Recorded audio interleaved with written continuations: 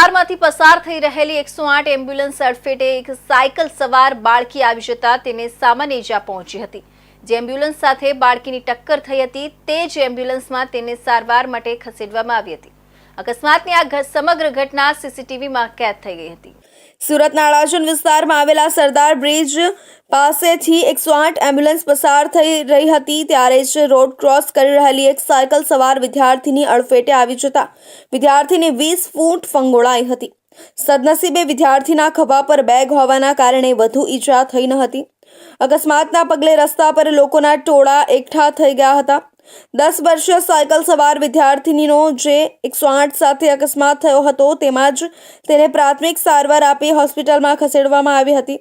સદનસીબે અકસ્માતમાં બાળકીનો બચાવ થતા અને તાત્કાલિક સારવાર મળતા પરિવારજનોએ રાહતનો શ્વાસ લીધો હતો। અડાજણ વિસ્તારમાં શનિવારે સર્જાયેલા અકસ્માતની ઘટના સીસીટીવીમાં કેદ થઈ હતી, જેમાં જોઈ શકાય છે કે જ્યારે એમ્બ્યુલન્સ પૂરપાટ ઝડપે આવી રહી છે ત્યારે જ રોડ ક્રોસ કરી રહેલી વિદ્યાર્થીની અડફેટે આવી જતા સાયકલ સહિત હવામાં ફંગોળાઈ જાય છે અને બાદમાં લોકો દોડી આવે છે। આ બનાવ અંગે કોઈ પોલીસ ફરિયાદ નોંધવામાં ન આવી હોવાનું જાણવા